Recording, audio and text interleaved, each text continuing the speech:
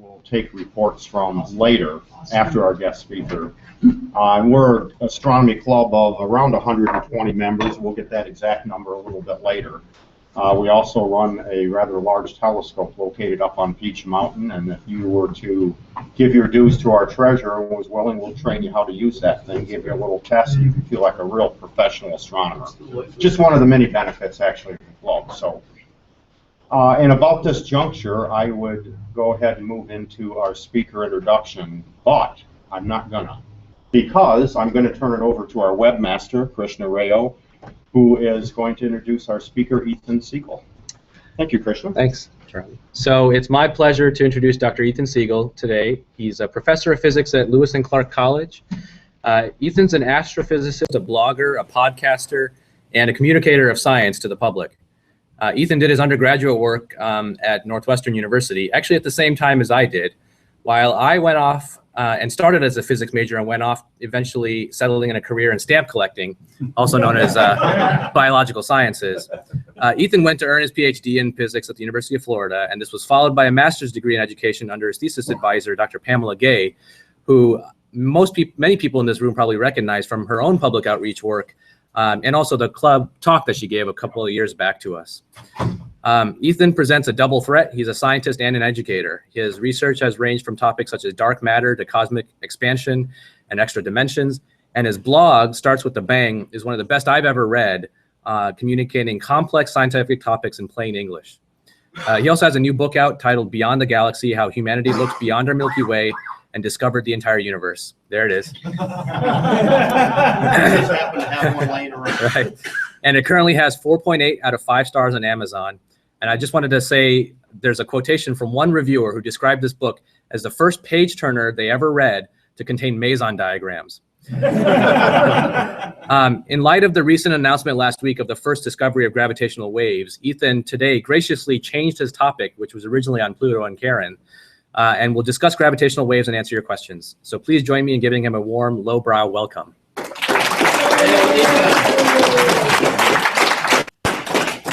All right. Well, thanks to the LowBrow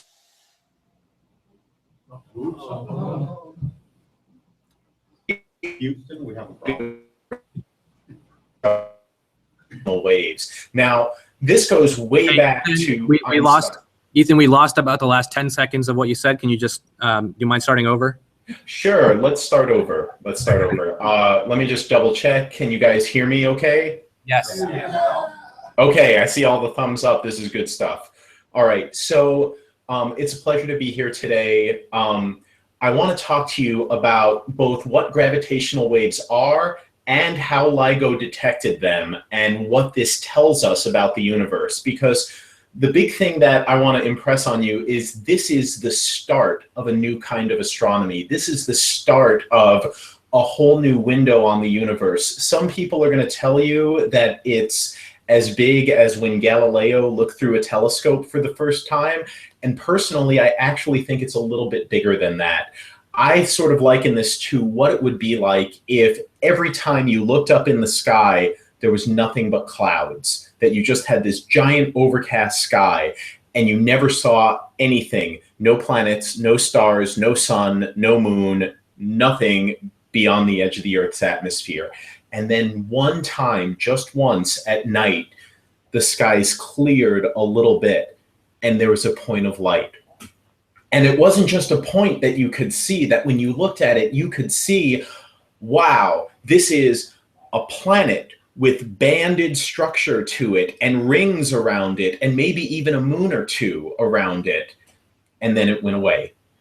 That's what this was. This was the very first time we saw anything in gravitational wave light in the sky. And what we saw actually gave a tremendous amount of information about it. We actually learned a whole lot about this. So let me go through what gravitational waves are in the context of Einstein's theory, how different objects produce them, and then how LIGO saw this and what we learned. And then we'll have sort of an interactive Q&A about it. So first off, when Einstein's theory replaced Newton's 101 years ago now, something really interesting happened. Instead of having this fixed concept of space, which you would imagine as like a giant three-dimensional grid where objects lived here in space and they lived here, and there was this gravitational attraction that they felt one another's presence through a force that traveled instantaneously. Einstein threw all that away, and he said, no, space is not fixed and time is not fixed. That everything we learned about special relativity is true in this more general sense that incorporates space and time along with matter and energy on the other hand. That we have space and time and matter and energy, and what they do is when you have matter and energy present, it curves the fabric of your space. So instead of having one mass orbit the other because of this invisible force, what's happening is this larger mass is curving the fabric of space. And this secondary mass, this smaller mass, is actually just moving in a straight line in this curved space. But the presence of this other mass is causing that space to curve and causing what appears to be a straight line to actually be this circular or elliptical path. So there were a few more consequences that came out of this. One was a little bit bizarre, and it wasn't realized right away even by Einstein. What it was is that if you have a mass that causes this gravitational curvature and you have a second mass that travels through that, it's not going to make a perfectly stable circular orbit or elliptical orbit. What's going to happen as this mass accelerates through space is it's actually going to emit a little bit of radiation. Now, matter does this in a context you're probably more familiar with. It does this in electromagnetism. So those of you who are my age or older, right, because if you're 20 or under, I'm sorry, like you have no idea what I'm talking about. You might remember an old school TV that was powered by a cathode ray tube, right? So how did this thing work? Is you would have an electron gun where, you know, that's what the cathode rays are, is these are electrons that are fired out pretty fast. But you would have a field, you would have a magnetic field that would cause these electrons to bend. So an electron, this is an electrically charged particle, travels through a magnetic field, it curves, it bends because of the presence of the magnetic field. This is why if you ever took a magnet, like a big bar magnet up to your old TV, you would see the colors would get all distorted because, yeah, that's how you do it, is magnetism bends these electrically charged particles. Well, when you do that, these particles also radiate. When you accelerate a charged particle due to electromagnetic fields, they emit radiation. Now in electromagnetism, that radiation is photons, right, or particles of light. Well, what happens in gravity? Well, we don't have gravitational plus and minus charges. We only have one type of charge. We call that mass or energy, right? That's a gravitational charge. But things like the sun or the earth or any mass also make gravitational fields, or in the context of relativity, cause the curvature of space. So what happens when you have a small mass that moves in a gravitational field? Well, it's going to orbit, but it's also going to emit gravitational radiation. So this is not electromagnetic radiation. It's not photons, it's not light, it's not anywhere on the spectrum of gamma rays to radio waves. It's not on that. It's a totally different type of radiation that is actually waves or ripples in the fabric of space itself.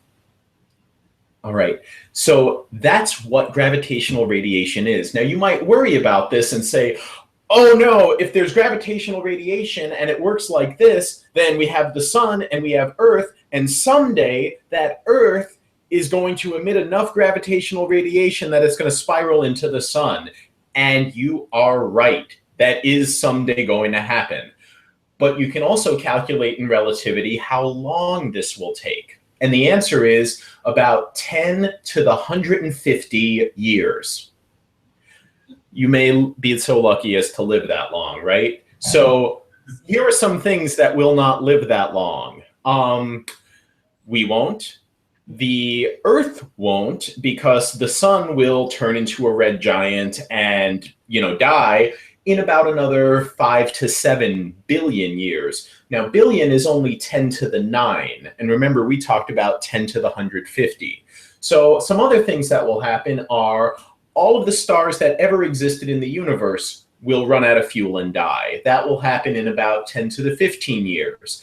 All the stars in a galaxy will gravitationally interact and get kicked out of a galaxy. That'll happen in about 10 to the 22 years.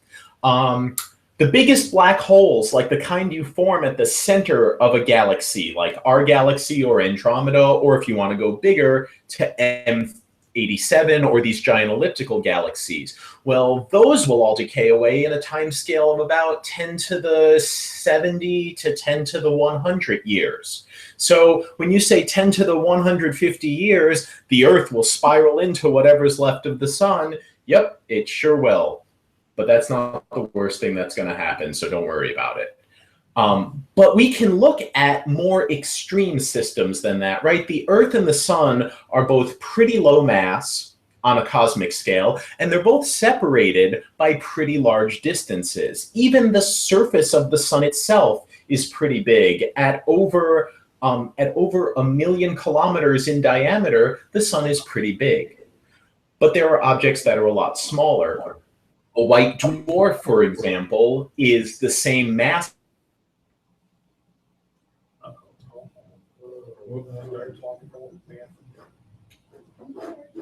Must have been a gravitational wave.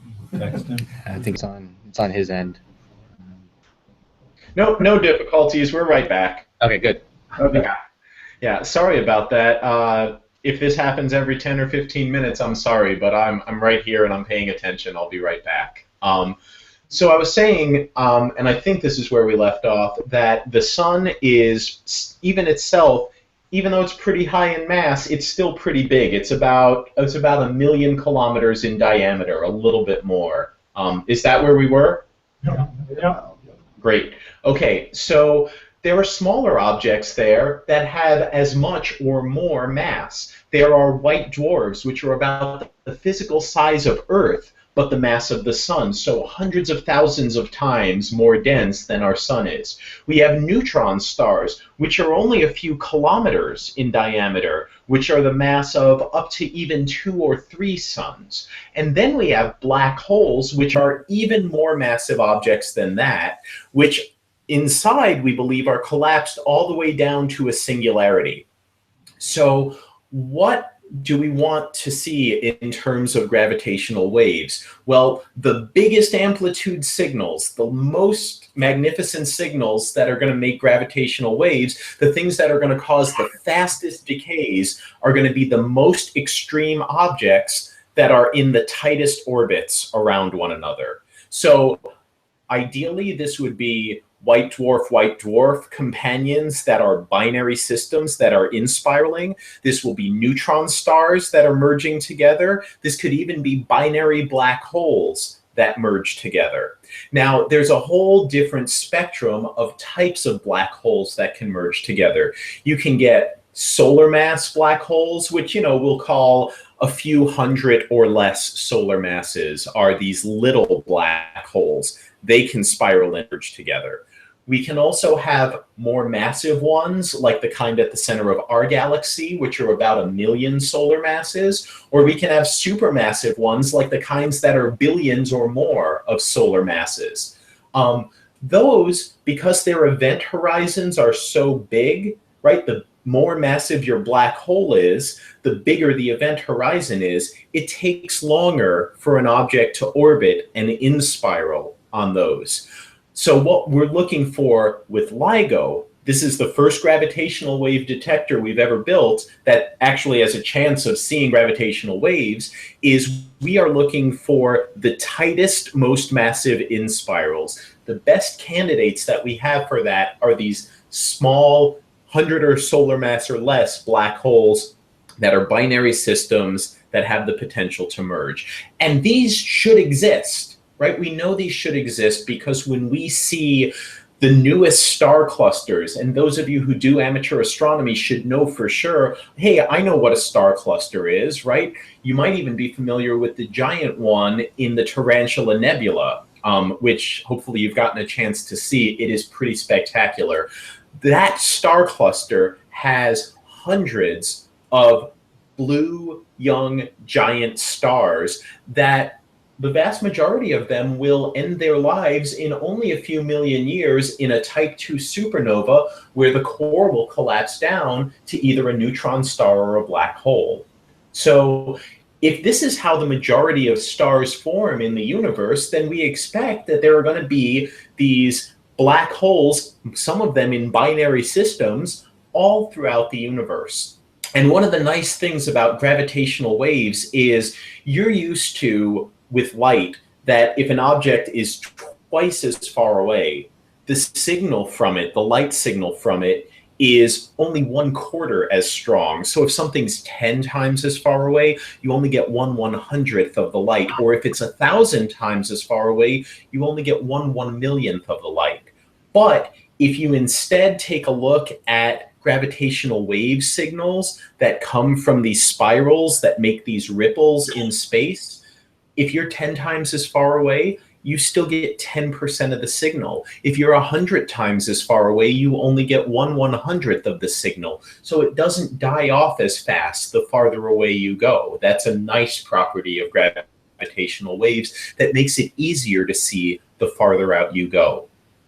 Now, gravitational waves, when you make them, they get stronger the stronger inside a field you are. So black holes that orbit like this are not going to be as strong as black holes that orbit like this. If you're closer together versus farther apart, you're going to have a much stronger signal. So what we've been looking for are the characteristic final stages of the in spiral, where you get a merger and then what's called a ring down. The reason you get a ring down is in general relativity, if you are in a very strong gravitational field and you have something that's not spherical, it's going to work really hard to become perfectly spherical. And what it's going to do is it's going to take all that non-spherical energy and radiate it away in gravitational waves. That's how, in these black hole mergers, we expect to get such a strong signal. So there were really two sides to this. On one side, there was a theoretical effort done by a bunch of people who are experts in relativity, especially and particularly in numerical relativity. There are a few big groups of people who work on this around the country.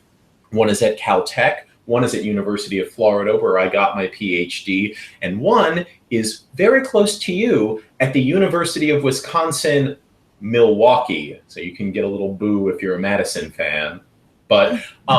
But yeah, over at University of Wisconsin-Milwaukee, they have a large numerical relativity group that studies this. And that's not to say that the people at Penn State aren't doing great jobs. They are. There are people all over working on this. But those four that I just mentioned are maybe some of the most prolific ones that I know about.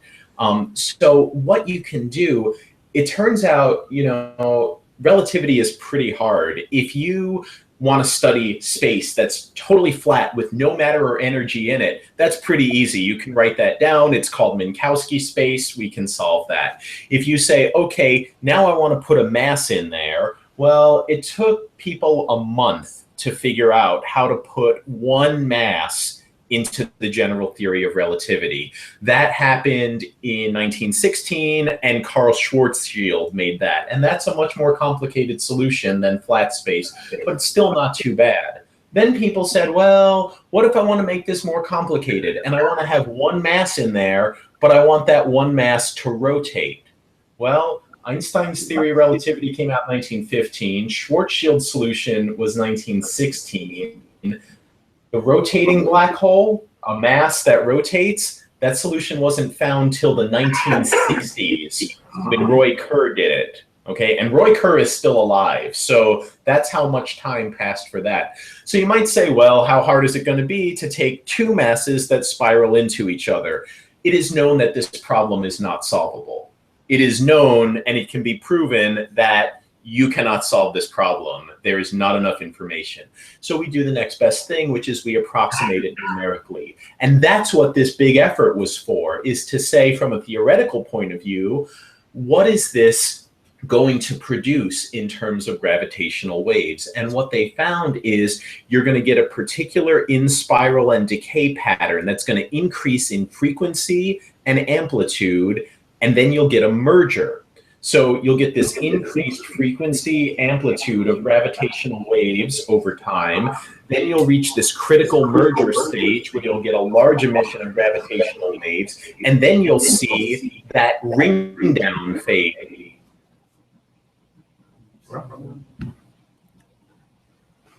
Just give it a minute.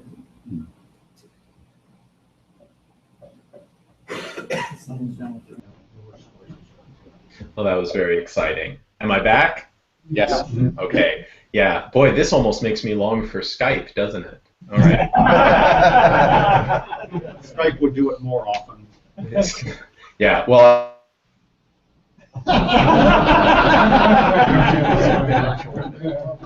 So much for perfect freeze. Whoever said Skype will do it more often, you jinxed me. Yep. All right.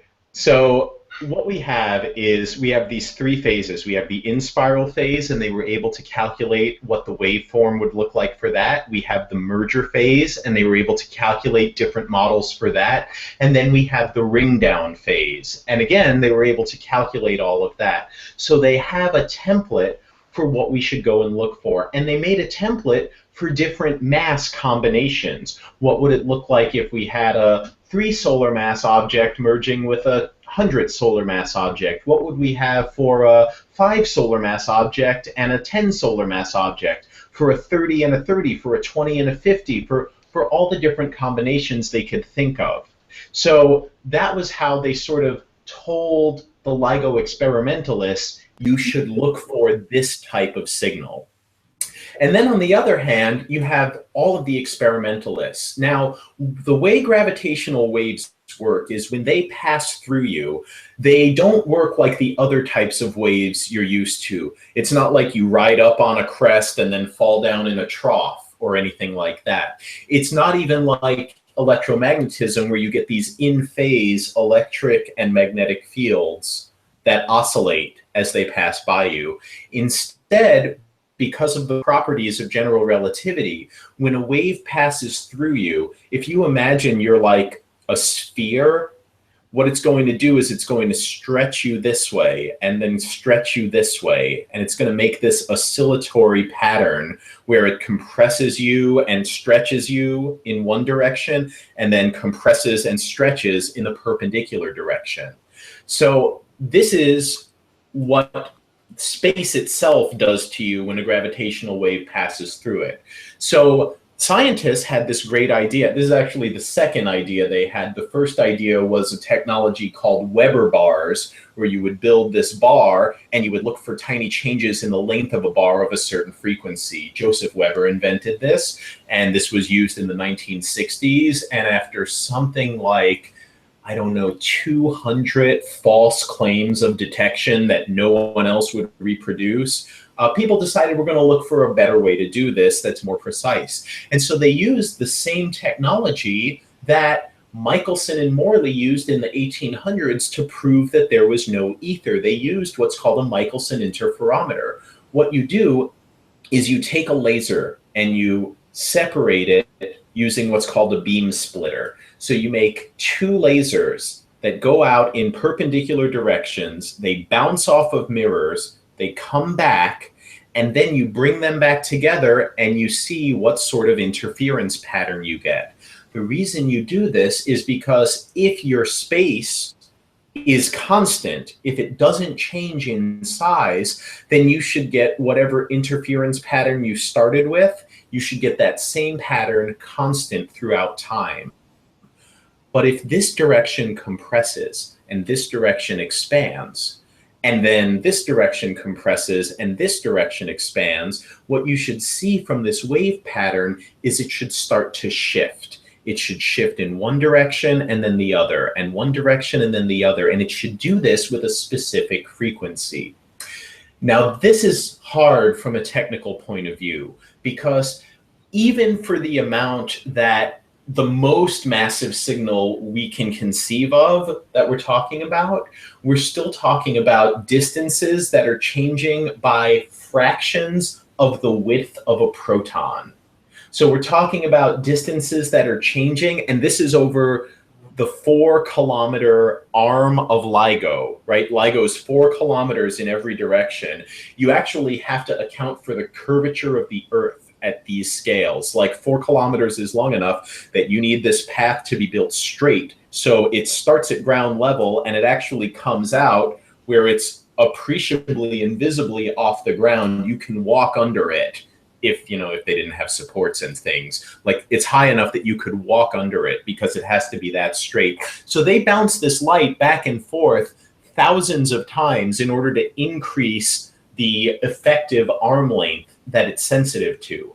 So when you get these compressions by 10 to the minus 19 meters, 10 to the minus 18 meters in that ballpark, it's really tiny. It's about 1,000th the length of a proton. You can actually see these tiny shifts in the interference pattern. So that's how LIGO was built, and that was what it was built to detect. Now, there was a previous version of LIGO, regular LIGO, that was really run as a proof of concept of this technology, showing that they could account for all the other sources of noise, including, the... I ain't saying anything this time. Don't you dare. No, I won't. Well, at least I'm getting faster at reloading this. So what they had to do when they built LIGO was they had to prove that they could account for all the other sources of noise that would come into play, that they could remove the vibrations of the Earth, including of the car that drove by 1,000 feet away, because that matters, that they could deal with someone in the experiment like walking across the floor, because that makes a difference, that they could deal with a construction worker swinging a sledgehammer a mile away, because that makes a difference. So they built 2 of these. They built one in Washington State, and they built one in Southeast United States in Louisiana. There are 2 more that are on the verge of coming online. There's the Virgo Detector in Italy, and there's the Clio detector in Japan. Virgo, I believe, is just about online. Clio is not yet. But advanced LIGO, after they built the proof of concept, advanced LIGO is much more sensitive. So whereas LIGO, if we had gotten lucky and there were like these merging black holes of the right size in our own galaxy, we could have seen it. We didn't see any, and honestly, we didn't expect to see any. We figured there was like maybe a 1% chance that we'd see something with LIGO, and we didn't. But now they built advanced LIGO, and they said, okay, for the range we can see out to over 1 billion light years away with LIGO. We expect there to be these merging black holes somewhere between, 3 to 5 times per year. So they turned this on in September of 2015. And the event that it saw is dated to September 14th, 2015. So if you were a betting person, you would be best off betting that LIGO has already seen more events and it's just waiting to release them. It just sat on this one for a long time to vet it, to get it peer reviewed, to make sure it passed peer reviewed, to do all their sanity checks. And then they went ahead and announced this about a week and a half ago. So this was pretty exciting. This is extremely exciting. Like, I can't overstate this enough, because now I want to tell you what they actually saw. They found, yes, that we got this signal of this shifting fringes, but they found a signal that was exactly in line with one of these numerical relativity predictions. They saw it in both detectors at the same time, and they saw it with such precision that even though you really need 3 detectors to triangulate where it came from, they were able to produce a pretty good map of where it probably was. And when they get 3 or 4 detectors online, that precision is actually going to be very good. So what they saw was that you had 2 black holes that you started with. One was 26 solar masses, one was 29. Wait, Did I say 36? One was 36 solar masses, one was 29 solar masses. They spiraled into each other, they merged, and they rang down. And you were left with a rapidly rotating black hole of 63 solar masses. So if you do that math and you say, hang on, 36 plus 29 does not equal 63. What happened? And what happened is you lost, within rounding errors, you lost about 3 solar masses worth of black hole material to gravitational waves. That much energy, that much mass was converted into energy. About 3 suns worth was converted into pure energy in this merger. And in this tiny stage of the merger that lasted a total of 20 milliseconds. So for you astronomy fans out there, if you say, hey, how do stars work, right? Our sun, for example, is a pretty good star. We like it. In its entire 4.5 billion years of being alive so far, our sun has turned about the mass of Saturn into energy.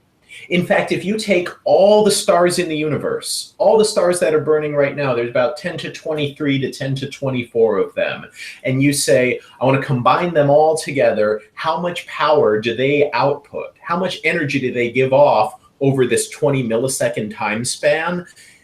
It's less than 1% of turning 3 solar masses worth into energy in that time frame. So this one black hole merger for that brief moment, in terms of energy, outshone all the stars in the universe combined.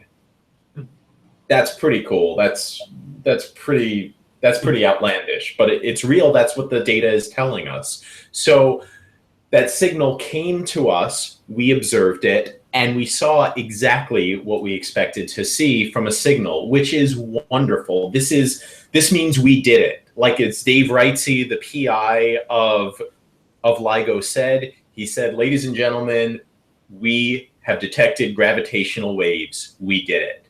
I didn't do it, but they did it. There was a team of about 900 scientists working together, and they were able to put this together and pull all of this relevant information out. From this, they were able to put a bunch of constraints on this, such as gravitational waves really do propagate at the speed of light. The graviton, this is the particle that's expected to be the quantum counterpart of gravitational waves, is supposed to exist. And if it exists, its mass is really close to massless. We've just put the best mass limit on it ever, which is to say it's less than 10 to the minus 22 electron volts, or 10 to the 28 times lighter than the electron.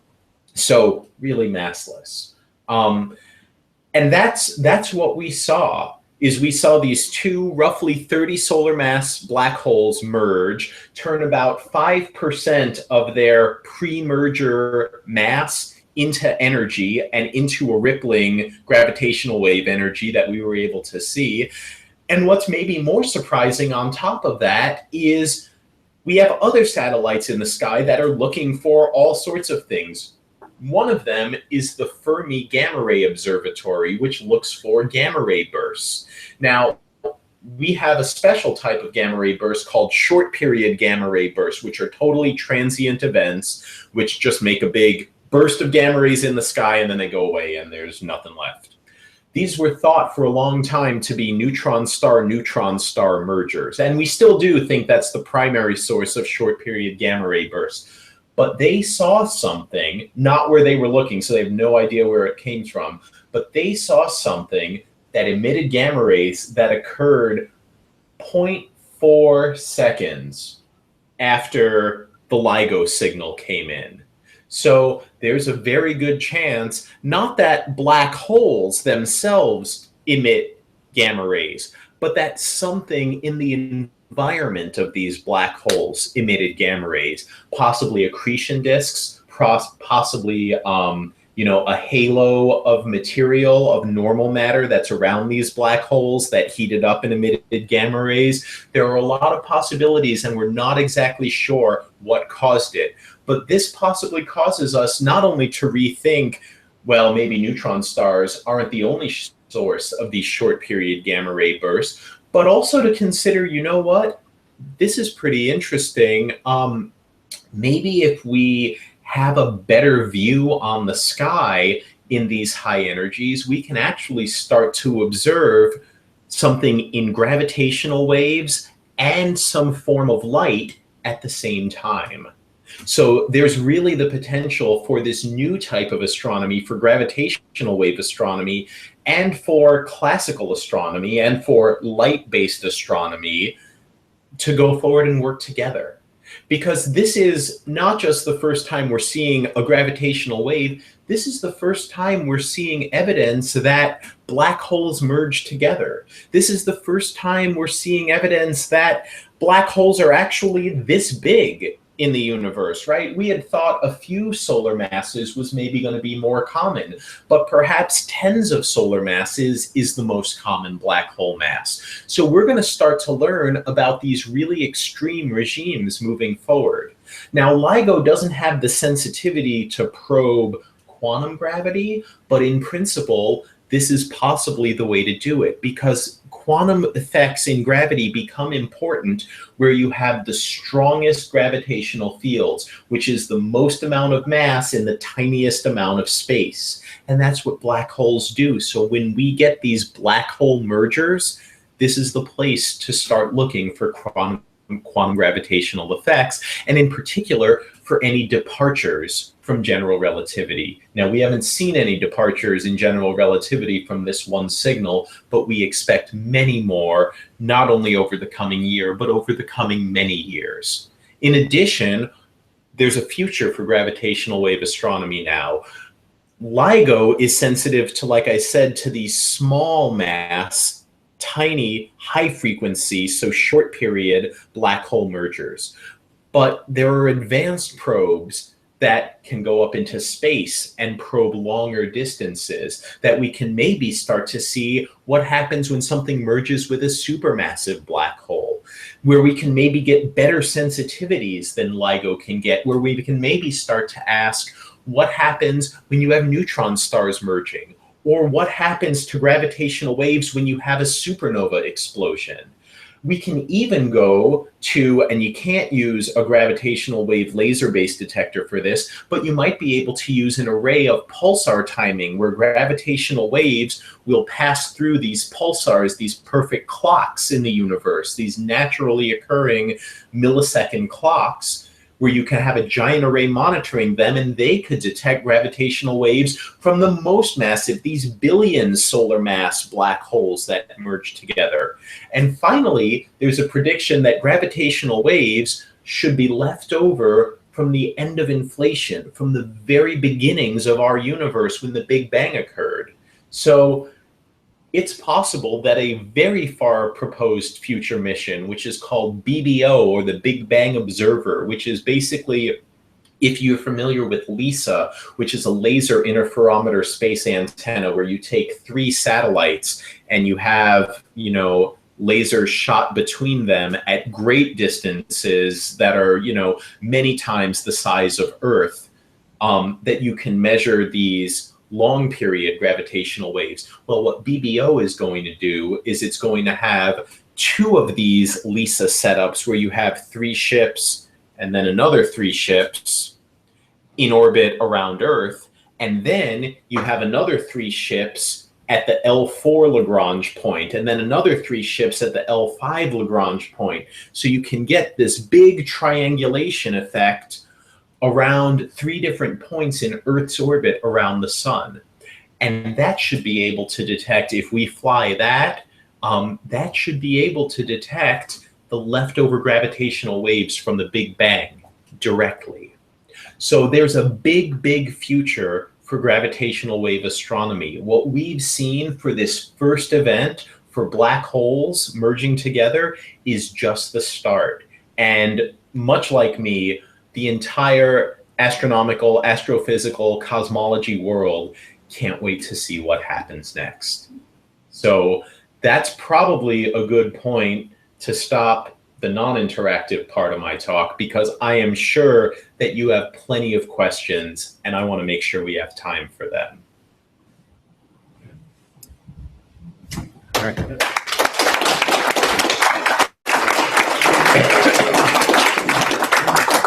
Thanks so much, Ethan. Yeah, my pleasure. My pleasure. So, so now that we've gone through this, I want to know, what questions do you have about LIGO, gravitational waves, or you know, anything relating to this discovery in general? Right. Krishna, you'll have to call on someone. Yeah, I sure. got some. Yeah, you got it. What was the wavelength of the gravitational waves that LIGO detected? So we don't normally give it in terms of wavelength. We normally give it in terms of frequency. So the frequency of these gravitational waves, we're talking about millisecond type frequencies, right? So this means that we're talking about gravitational waves that, you know, they're based on the frequency of the orbit. So how long does the orbit take? It's on the order of milliseconds. So we can turn that into a wavelength by saying, okay, well, I know that the frequency of my wave times the wavelength of my wave equals the speed of the wave, which is the speed of light in this case. So we can say, all right, well, if I want to find that wavelength and I've got this frequency of, you know, it's frequency, so it's inverse milliseconds. So I say, okay, so inverse milliseconds, I have to get the speed of light. What type of wavelength are we looking at? And you do that calculation, and the answer is it's pretty long. We're talking like 10 to the, I want to make sure I get my decimal point in the right place. We're talking like, nope, hang on.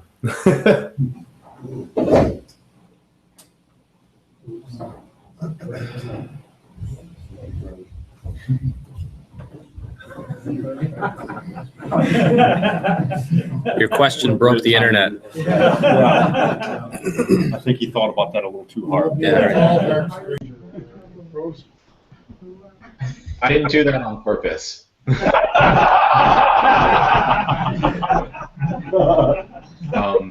So what we're talking about in terms of frequency and wavelength is, if you say a millisecond is 10 to the minus 3 seconds, and this is an inverse of that, we're talking about 10 to the 6, roughly a million meters.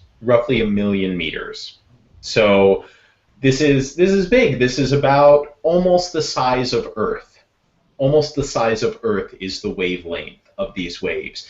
And that's okay, right? That's way bigger than the arm length of LIGO. But that's why you have these mirrors to reflect that light back and forth so many times, so you can artificially increase that path length to be roughly the wavelength of your waves. And that's why LIGO is only sensitive to those types of frequencies. If you have something, like I said, like these supermassive black holes that are slower, that have these much lower frequencies, you need to build a detector whose arm length is much bigger. And that's why we need something like LISA or a space antenna to have these great distances to be able to see the longer wavelength gravitational waves. All right. What else do you want to know? Back in the yellow sweatshirt. And I got your next one. Yellow? Yes. Yeah. Right.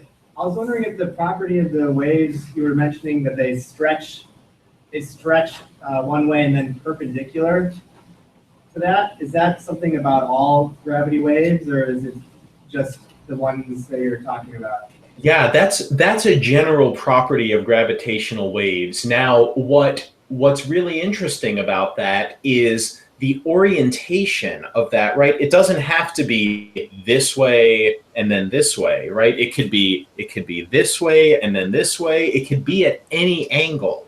So part of the reason they build the detectors the way they do is so that the one in Washington State will go like this way, for example, and the one in Louisiana will go this way, so that they're not at the same angle to one another, so that by having multiple detectors that have different angles between them, you can learn what the orientation of these waves are. They all have that perpendicular pattern where it's like, I imagine it like you're taking like a racquetball or a handball or something, or maybe even a tennis ball, and you're squishing it in one direction and it expands in the other. And then you squish it in that direction and it expands in the other. So it's always going to be this and this out of phase, right? So it's going to expand while this contracts, and this is going to expand while this contracts. But how that's oriented is completely up to the orientation of the merging system. So every system that produces gravitational waves, its orientation relative to us is going to determine what we see as far as what the orientation of those waves are. Does that answer your question? Yeah, thank you. But do we know why they do that? Do we know why? So the short answer to that is yes, this is a property. So there were different types of waves, right? We have like water waves, which are scalar waves, which is just like it goes down and it goes up and it goes down and it goes up, and you can ride it and you'll fall, and you can ride it and it'll go up. That's a scalar wave. There's another type of wave, which is like what light is, which is what we call a vector wave. So this is light. When it propagates, you get these electric and magnetic fields that are perpendicular and in phase that do this, right? They go this way, and then they go this way, and then they go this way. So that's a property of a vector wave. General relativity is a different type of theory. It's not a scalar theory. It's not a vector theory. It's what we call a tensor theory. This means a number of different things. It means that we have to describe it in terms of the curvature of space-time instead of in the other terms of fields and forces like we're used to. It means that from a quantum point of view, unlike a scalar field like the Higgs field, which is going to give you a spin 0 particle, or unlike a vector field like electromagnetism, which is going to give you a spin 1 particle like the photon, the graviton, if it exists, will be a spin 2 particle. So if you could measure the spin of this particle, it would be spin 2. So that's another consequence of this. The consequence that I told you about what gravitational radiation looks like, that's again a consequence of having this tensor theory of gravity, of having general relativity. So yes, it could have been different. It didn't need to compress this way and expand this way. It didn't need to do that type of motion. But the fact that it does gives us additional confirmation that Einstein's description of gravity, that general relativity, is in fact valid, is in fact correct for gravitational radiation. Thank you. Ken? Yeah. So you say we had 3 solar masses converted to gravity waves. Is there anything that energy could have been converted into? Is there any other method of leaking out the converted mass?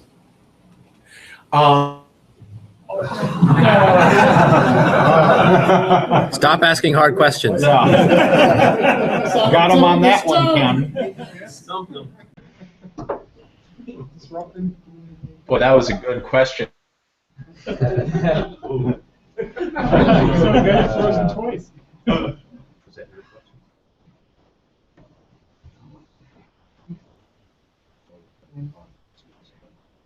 Okay, are we back this time?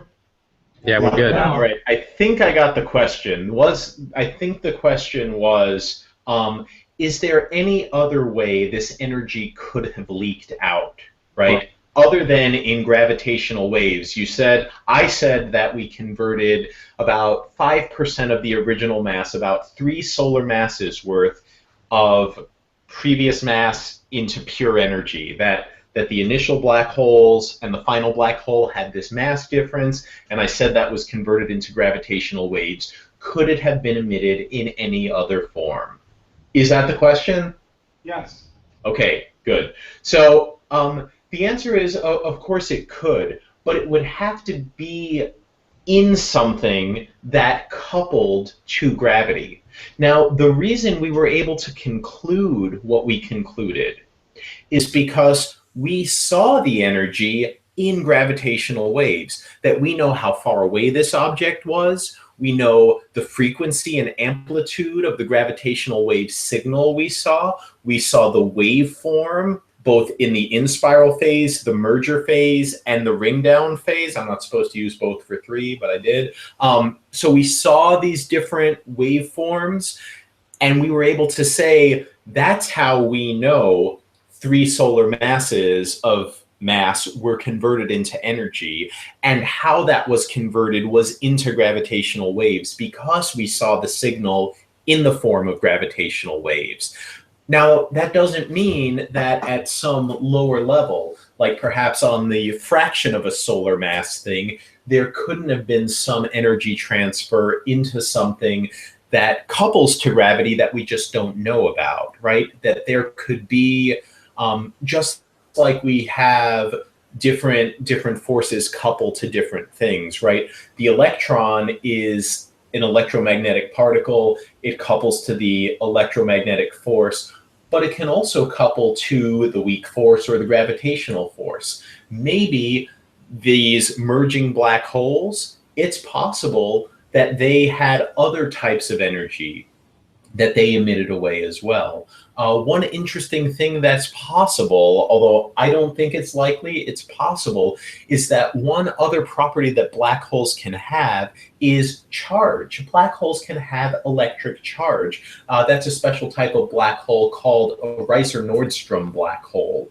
So if you have these electrically charged black holes that spiral in and merge together, yeah, it's conceivable that there was some electromagnetic radiation that was emitted. Now, when we look at Fermi, the satellite that saw the gamma rays, and say, hey, Fermi, how much energy came out of this? Was it anywhere near a solar mass? And Fermi says, no, it's nowhere near that. But that doesn't mean that isn't a possibility. It also doesn't mean it's impossible that somewhere less than a solar mass's worth of energy could have been transferred into some new type of field that we don't yet know about, like a scalar field that permeates the universe, right? It's possible that there was some dark matter, whatever dark matter is, that was created. We don't believe that there was any dark energy that came out of this. We don't even know what that would look like, but that seems unlikely. That doesn't really jive with our theories about how it works. But it is possible. It's just that we have constraints for that. The 3 solar masses of energy that we observed, I don't know exactly what the percentages are, but based on what I understand from LIGO, I think we can safely say that at least 90% of that energy was converted into gravitational radiation. More questions? We had an event that took place 1 billion light years away. We got a chirp. Tell me, ask a question. Yeah. It's like there's some sort of collision almost in the communication when two. Yeah. It's gravitational. Yeah. It's like after effects of the.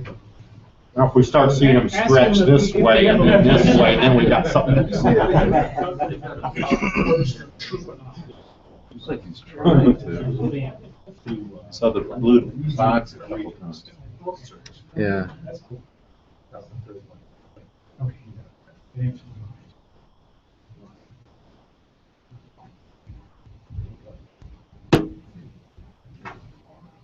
All right, one more time. Yep. Okay. Now sounds good.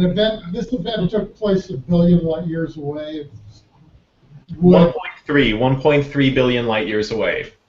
If the event had taken place, say, 100 million light years away, what would we have seen or not seen?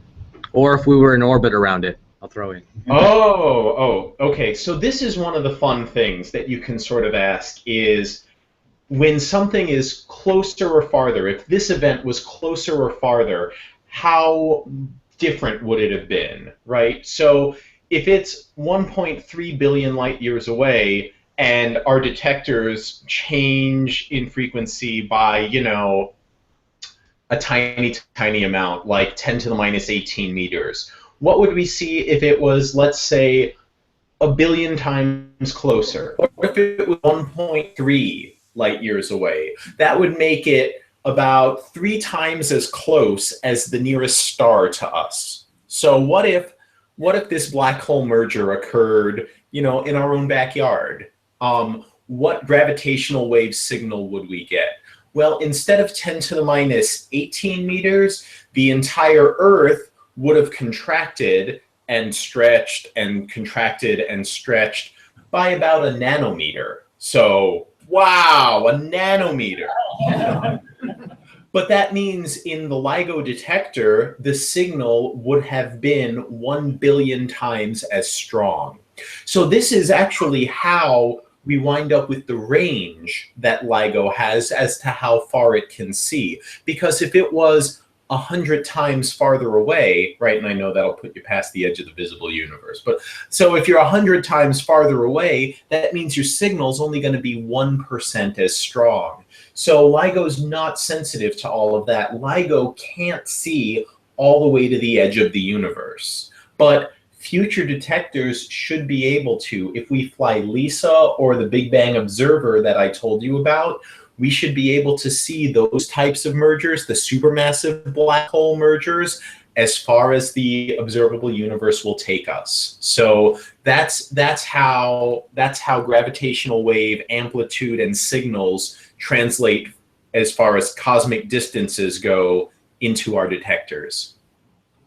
You didn't quite go far enough, Ethan. What if we were in a 1 AU orbit around this thing? Oh. I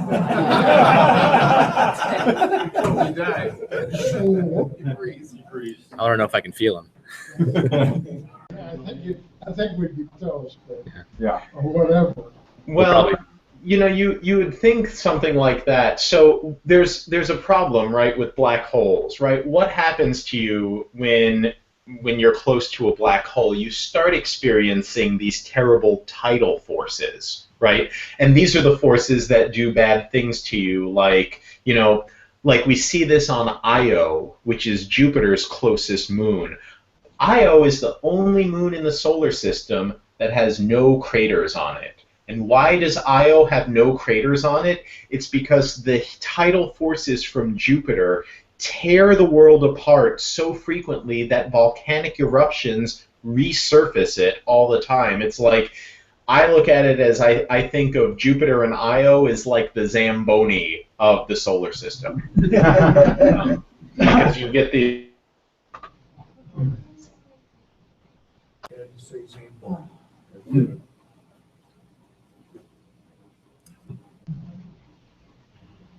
We should try blue jeans next time. Yeah, sorry about that. That's not your fault. That's not- Yeah, that's less promising. Let's see what happens. Let's try this. All right, so you get these resurfacing events, and this is due to the tidal forces, right? The tidal forces are what tear the world apart.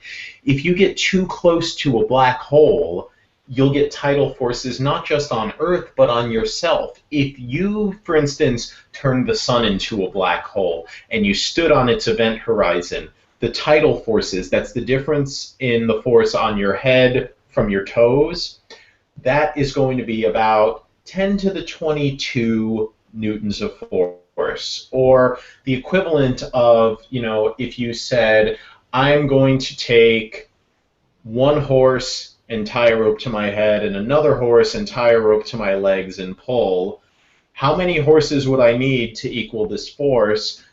You would need about 1,000,000 trillion horses. So that's the danger. The danger is the tidal forces from the black hole. A gravitational wave, even if it happened from these two merging black holes and you put them where the sun is in our solar system, you know, that would compress your body by, you know, less than a millimeter. So you might actually feel it.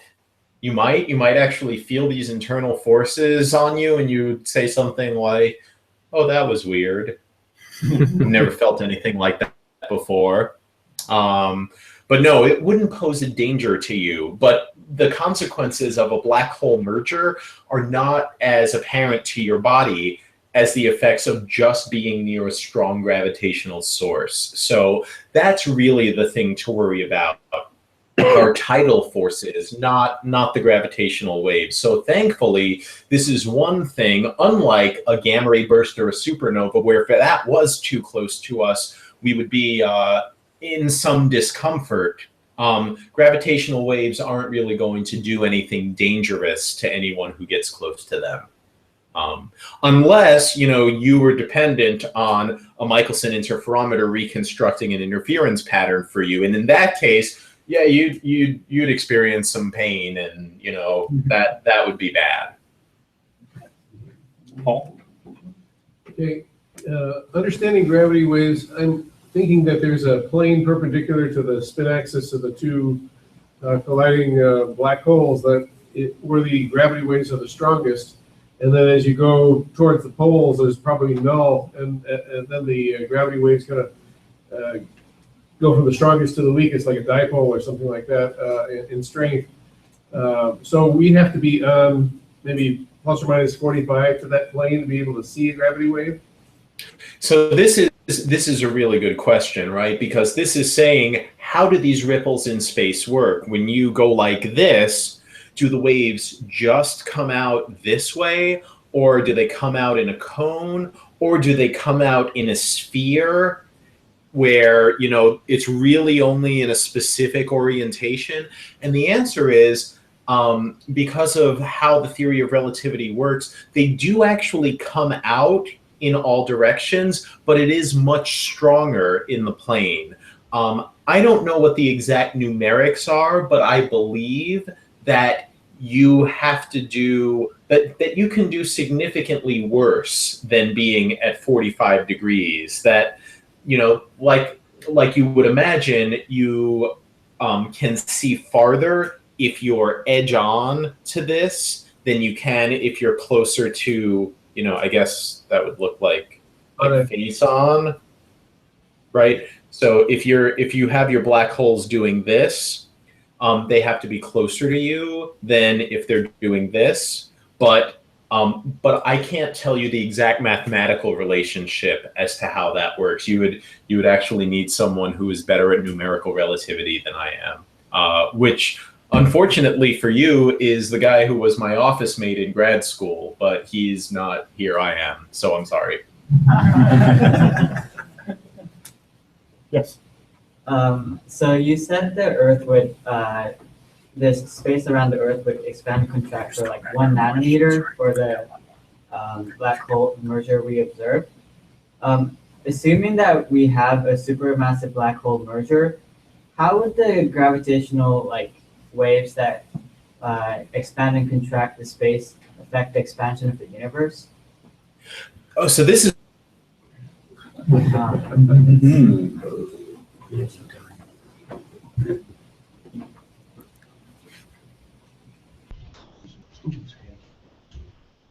All right. Well,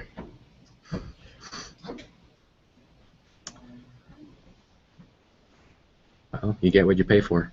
That is true. All right.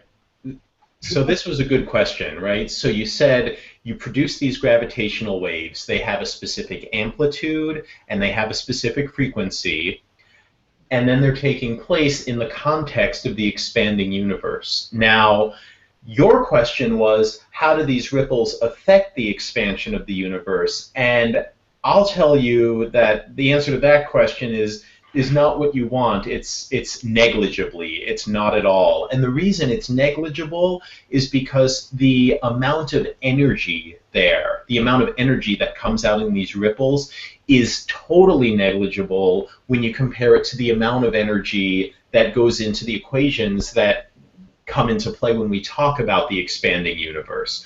But it does work the other way. If you say, how does the expanding universe affect these waves? The answer is a lot. So as these waves travel through space, right, space is expanding, these waves get redshifted. So all the figures you see for what's the mass of this black hole, what was the frequency and the time scale of the merger, all of this assumes that this takes into account the effects of general relativity, which mean that these waves that started out of a certain frequency do get redshifted and stretched as the fabric of space expands. Now, as far as what's the amplitude of the waves, the expansion of the universe doesn't change that. That's something that changes, the amplitude changes as a function of how far you are away from the source. But those distances have to take into account the expanding universe as well. The 1.3 billion year figure I gave you, that's the light travel time. That's the amount of time the waves had to travel, 1.3 billion years, to go from where they were emitted to where we observed them.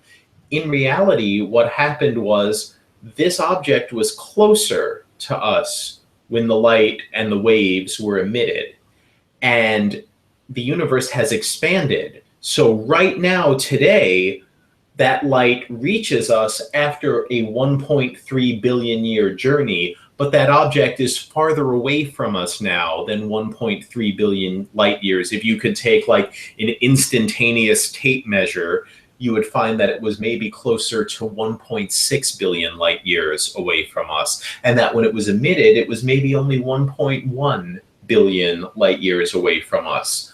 But that's the physics of the expanding universe. And yes, the wavelength of these waves gets stretched, but the amplitude only goes down as a function of how long these waves have been traveling before we see them. That brings up a new question for me. Sorry. Do we know the speed of gravitational waves? Like, are we assuming it's the same speed as light, or since these are completely new kinds of waves, right? Okay, so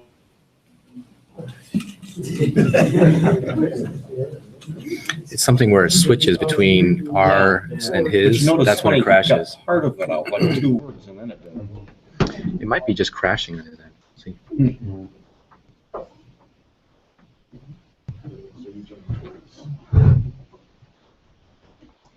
I use Firefox. I'm just kidding. So I did want to tell you that Krishna and I did test this out. We did test this before, and we did not get these crashes. I don't know. Do you? I want to blame Comcast. Do we have Comcast somewhere? Can we? Yeah. All right. So I did hear your question, right? And your follow-up question was, are we assuming that gravity waves travel at the speed of light? Is this a part of Einstein's equations? Do we know this somehow? And we actually do know from 2 very different ways that gravity waves do travel at the speed of light. One is not going to be satisfying to you. One is, yeah, theoretically, we say what pops out of the equation, how fast do these waves travel, and it is c, it is the speed of light in a vacuum, and that doesn't even matter what it passes through. But you're not going to be satisfied with that. You're going to say, no, come on, science, man, you got to do experiment, observations, you got to have some evidence to show me before I buy it. And you can't say that, yeah, we saw this event, and this event did this, and therefore it's the speed of light. No, I want something else. We have something else. Back in the 1970s, they were observing pulsars, right? These are, just to give everyone a background on what pulsars are, these are neutron stars that rotate rapidly, and their poles accelerate matter because they have very strong magnetic fields, so that when a neutron star orbits, spins on its axis, every once in a while, this will be aligned with you. So when it passes by you, you hear a tick. And these pulsars tick, tick, tick, tick. Every time they orbit, you hear them. So we found a system called a binary pulsar. This is a pulsar where you have 2 neutron stars in orbit around one another, and you can measure the pulses coming from both of them. They're both aligned towards you. This is brilliant. So what we were able to see back in the 70s and up through the present day, this didn't stop, is we've seen that the orbiting time of the pulsars is decaying. It's decaying very slowly. But what Einstein's theory tells you is the pulsar decay time, the time at which the orbit is decaying and the time at which the pulse orbits arrive, is highly dependent on what the speed of gravity is. So this is something that we were able to test directly through this other type of system. And what we were able to find is that the speed of gravity is, you know, I want to say it was like 3.003 times 10 to the 8th meters per second plus or minus 0.006. So that tells us that it's the speed of light to within about 0.02%.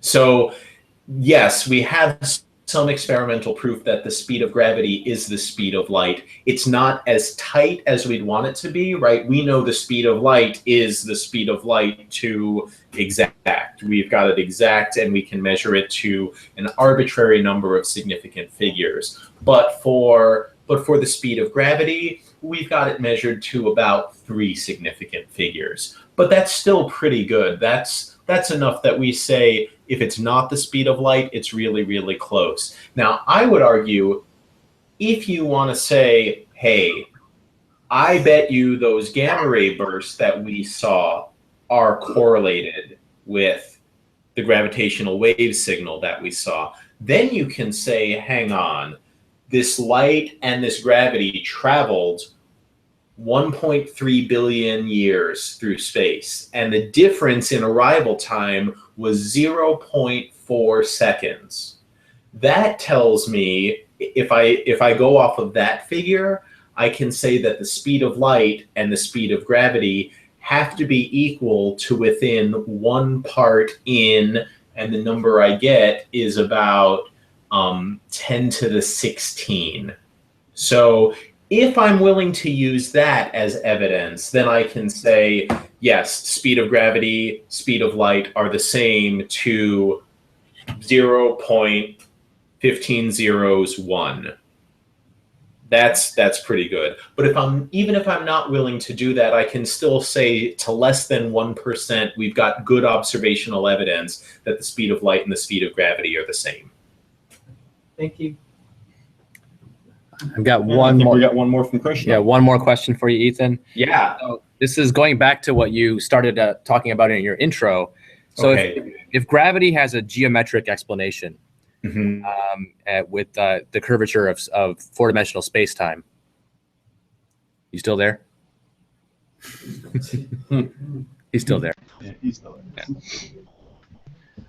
Okay, I'm gonna.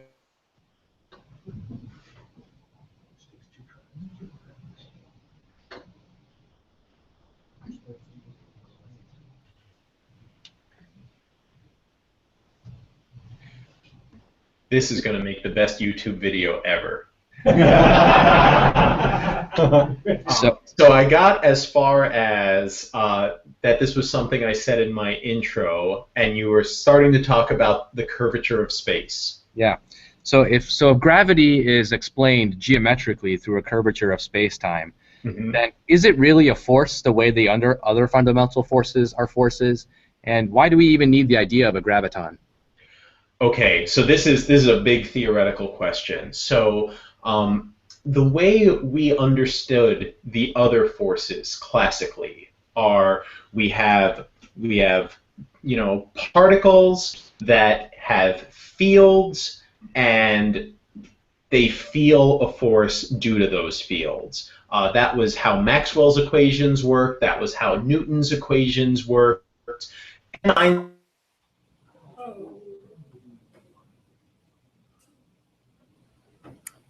That's a little different though. There's no switching or anything that time.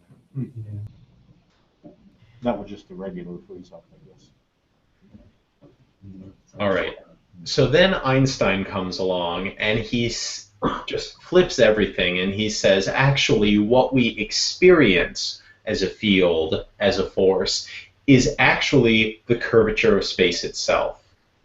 Now, after Einstein, we start developing these quantum theories where we sort of realize that actually our notions of fields and forces are only applicable on these big macro scales, right? If you actually start looking at the microscopic world down to small enough distances, you start to see what we call quantum effects, where suddenly descriptions like forces and fields, I mean, forces are still okay, but fields, no, fields don't work as well unless you make them quantum fields. So, no, we don't need a quantum field for gravity to have general relativity. But we do expect that just like you didn't need a quantum field to have Maxwell's electromagnetism, but you do to have quantum mechanical effects. So you did need that to explain all the quantum things. And you do need quantum forces to explain the nuclear forces, right? You need quantum theories to explain the strong nuclear force, which is what holds protons and neutrons together. And you need them to explain the weak nuclear force, which is responsible for radioactive decays. We expect that you need it for gravitation as well.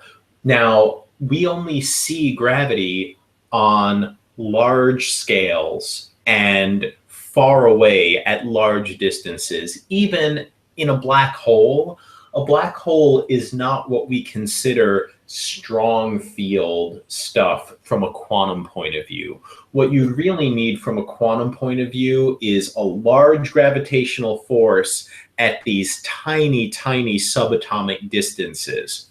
And black holes have these big event horizons around them, right? You turn the sun into a black hole and its event horizon is going to be 3 kilometers in radius. Even if you turn the Earth into a black hole, its event horizon is going to be like this big, right?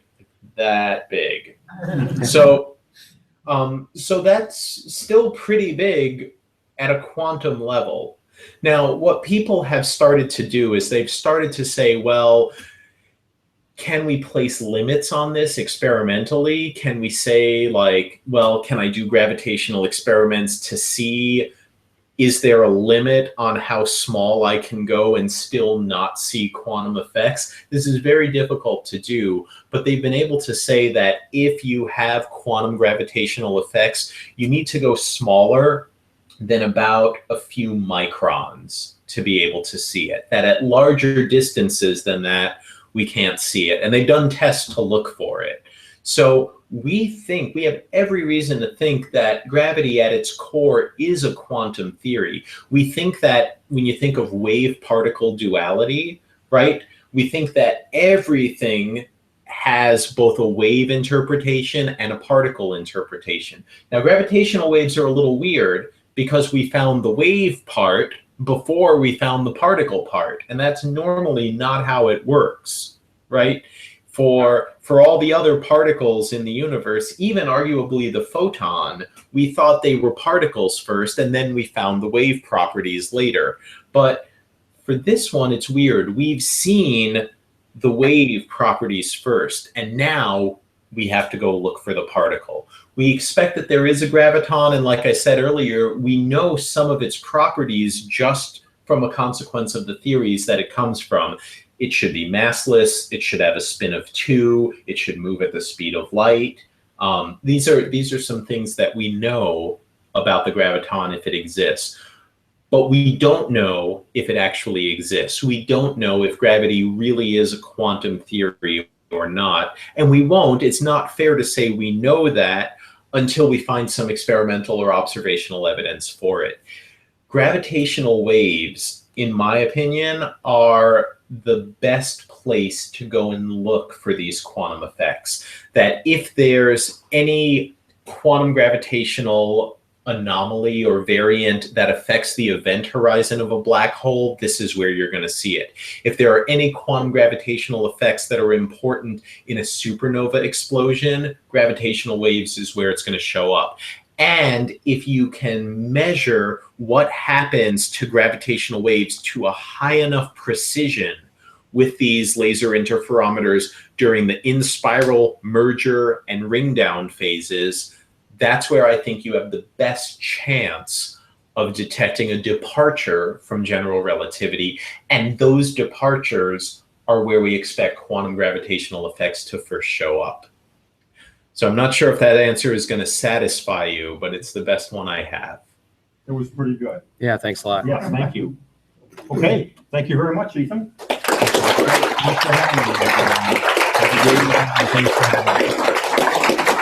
Thanks, Ethan. That was great. You'll have to come back and tell us about Pluto sometime.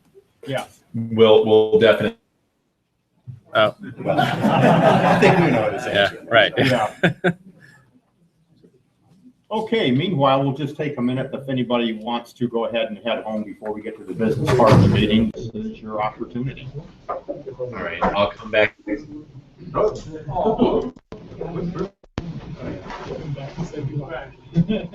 take him off the speaker. I'll say goodbye and thanks for putting up with the broadcast snafus, everyone. All right, bye-bye.